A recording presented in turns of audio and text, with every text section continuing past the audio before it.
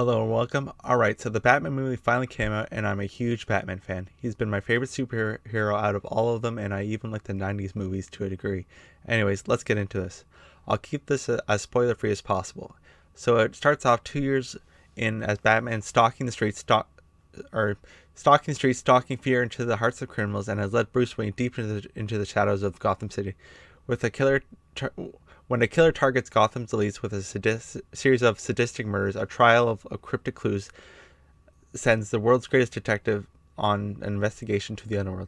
As the evidence begins to closer lead to home, and the scale of their perpetrators' plans becomes clear, Batman must forge new relationships, unmask the culprit, and bring justice to the abuse of the power and corrupted that have plagued Gotham City. All right, with that quick synopsis out of the way, let's get into this. So this is a long movie. Not that it's a huge issue, but when the last act isn't very good, it kind of makes you want the movie to be over. But up to the point up to that point, I was really liking it.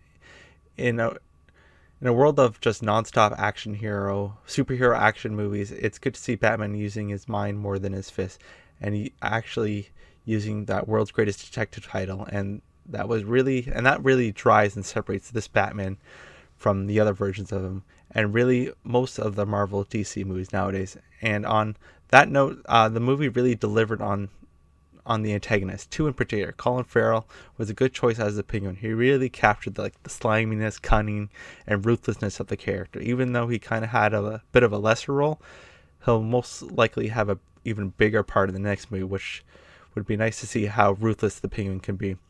The Riddler was perfect though, even though I did like the goofiness Jim Carrey brought to the role, but in terms of how real and sadistic the Riddler could be, this couldn't get any better. Paul Dano brought a creepy, calculating Riddler and leaving little clues to each murder to help guide Batman to what the ultimate end that he wanted was pretty entertaining, as it kept me guessing and invested in the movie.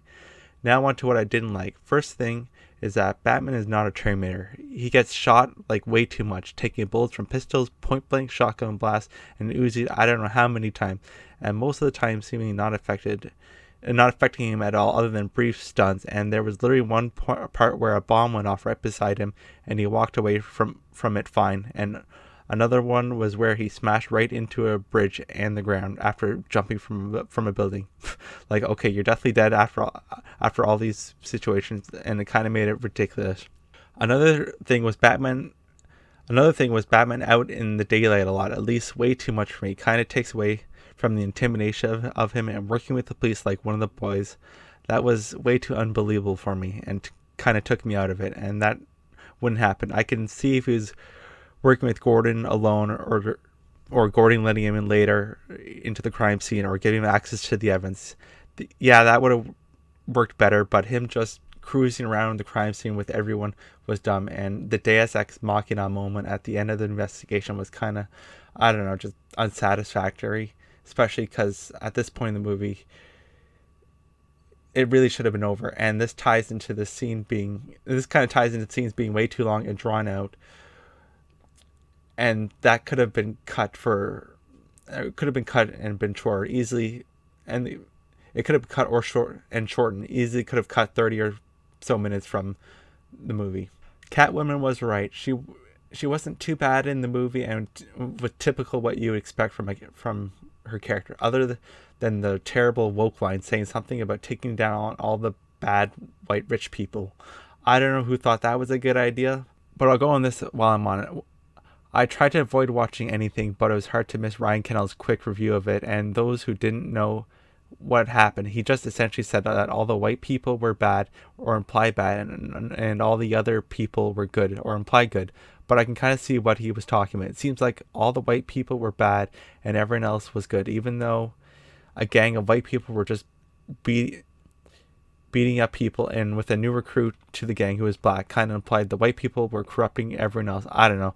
It's something that it may be something, maybe not. It's something to keep in the back of our minds for future movies, though. The biggest issue was the end. The last 30 minutes was a big dumb action scene taken out of Terminator. And I don't know, isn't he supposed to be stealthy and never uses a full frontal assault? I don't know. Seems like the movie studio pushed for a big fist fight that rather than using his mind to stop the last part of the Riddler's plan, Would have been nice to see Batman pull one on Riddler instead of, and be one step ahead of him at the end instead of being behind the whole time. I don't know. Maybe it's just me who wants to see a Batman win the day by outwitting instead of outpunching. Overall, this is a good Batman movie, and it's nice to see Batman uses more of his wit more than any other version. The movie was just a bit too long for its own good, and too many drawn out scenes, and the ending that was too action oriented for me in this movie, and way too Terminatory in pretty much most of the action scenes he was in. But it was a good detective movie, and it was nice to see Batman having to fight Riddler with his mind over his fist, and you'll have an entertaining time watching him try to catch him. I don't know how much rewatchability this movie will have, but it's a nice one to catch in theaters. All right, thanks for listening.